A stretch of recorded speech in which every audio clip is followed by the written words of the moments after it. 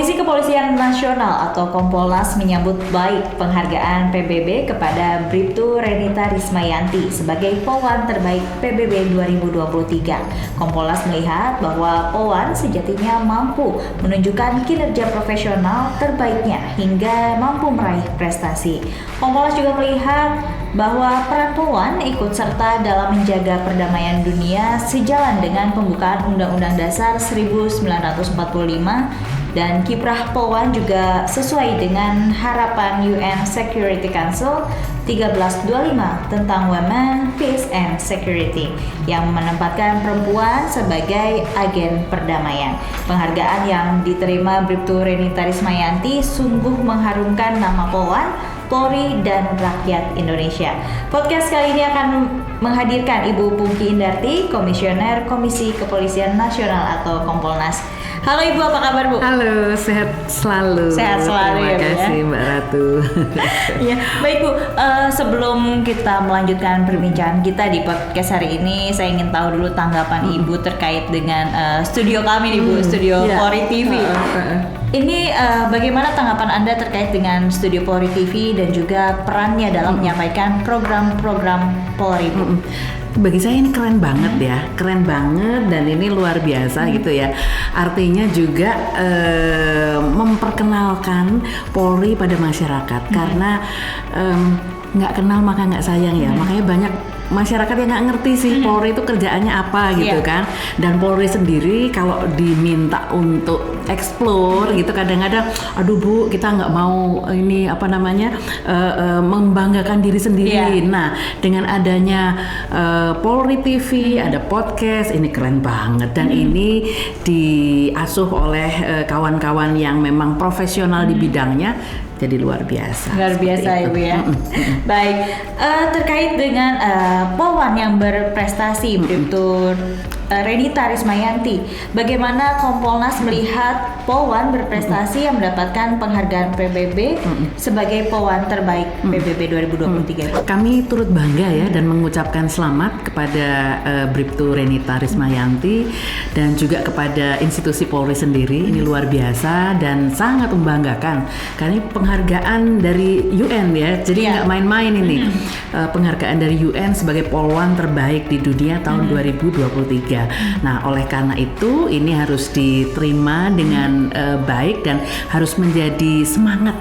Nggak hanya buat Mbak Nita, tetapi juga buat semua Polwan di seluruh Indonesia untuk dapat bekerja, bertugas dengan sebaik-baiknya, sehingga mereka nantinya kelak akan lahir Nita-Nita yang baru nih, gitu ya. Dan terutama kami mendorong kepada kawan-kawan Polwan untuk berani berperan, terutama terkait dengan upaya perdamaian, termasuk juga untuk ditugaskan di luar negeri sebagai pasukan perdamaian, seperti itu. Baik, lalu bagaimana Kompolnas melihat peran serta Polwan ikut menjaga perdamaian dunia, apalagi Bribtu Renita Rismayanti ini adalah petugas database kejahatan pada misi stabilisasi terintegrasi multidimensi PBB di Afrika Tengah. Tanggapan Anda, Bu? Iya, ini kalau untuk database ini kan luar biasa ya. Artinya dengan menggunakan database, dia memanfaatkan resources yang ada, terus kemudian didata dan kemudian dianalisa, dan hasil analisanya ini nanti akan bisa digunakan oleh pimpinan untuk mengambil keputusan, mengambil kebijakan, sehingga ini luar biasa karena muaranya memang dari situ. Nah, kami senang dengan adanya Nita yang ditaruh di database ini, kan database ini butuh orang-orang yang teliti, orang-orang yang pinter, terus kemudian yang tekun gitu ya, melakukan analisa. Jadi tanpa ada database kita nggak akan bisa meraih putusan-putusan yang baik gitu ya. Nah, ketika kemudian itu bisa digunakan untuk konflik agar berhenti gitu ya, dengan adanya keputusan-keputusan itu berdasarkan database, ini luar biasa kalau bagi kami. Baik, itu artinya PBB ini cukup jeli gitu, menempatkan Polwan sebagai agen perdamaian. Betul. Catatan dari Kompolnas sendiri seperti apa? Pertama, perempuan itu dia melihat perempuan itu sebagai sosok yang teliti, kemudian secara nature itu juga penyayang gitu ya. Jadi cocok sekali untuk dilibatkan dalam pasukan perdamaian, apalagi untuk melihat potensi-potensi kriminal. Nah, oleh karena itu ya sudah pasti naluri untuk melindungi perempuan lain, anak-anak lain yang berada di daerah konflik, melindungi manusia dan makhluk-makhluk yang lain, itu memang sudah menjadi nature dari perempuan. Jadi saya rasa dengan penempatan perempuan di database ini cocok sekali dan tepat, ya, memang ya? tepat PBB menempatkan di situ. Karena sesuai dengan naluri alamiah seorang perempuan gitu ya. Betul. Penasehat Polisi PBB Faisal Sahar menegaskan masa depan kepolisian PBB kini semakin terbantu atas kinerja Bribtu Renita ini.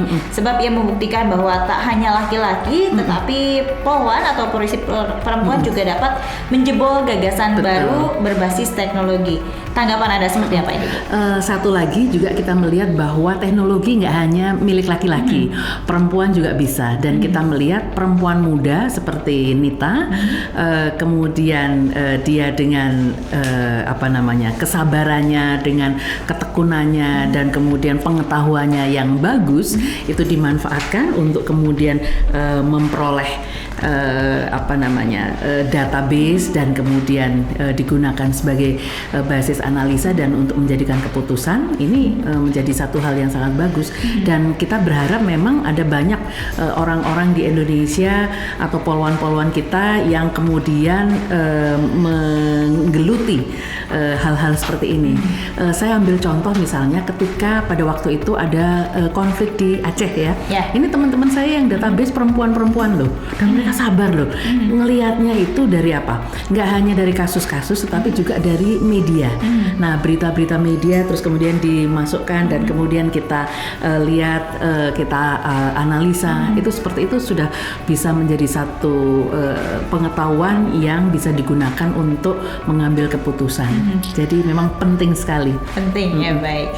Lalu apakah polwan saat ini semakin berani menembus gelas ceiling karirnya atau mampu menembus menghambat perempuan untuk mendapatkan atau menduduki jabatan penting di Polri? Iya, zaman sudah berubah ya. Jadi kalau zaman Ibu Kartini dulu memang susah tuh perempuan untuk meraih budaya patriarkinya masih sangat kental gitu ya.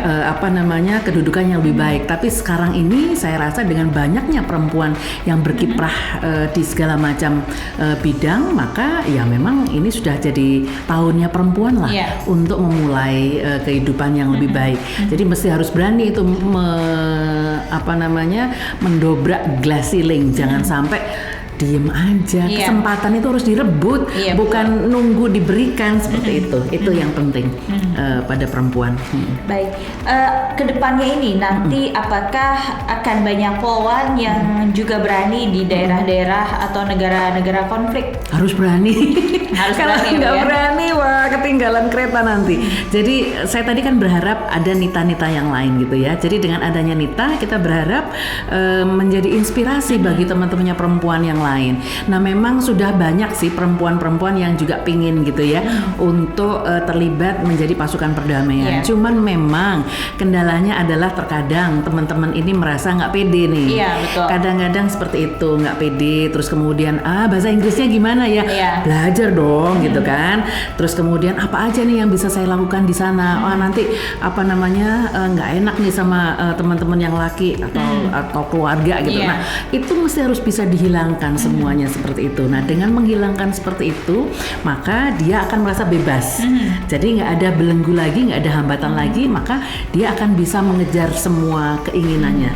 Termasuk juga untuk bisa berprestasi di ajang manapun, termasuk di luar negeri untuk bisa menjadi polwan di sana seperti itu. Baik, Bu Pungki, kita akan masih berbincang mengenai polwan berprestasi. Namun sebelumnya kita harus jeda terlebih dahulu. Pemirsa, tetaplah bersama kami. Podcast Presisi akan segera kembali.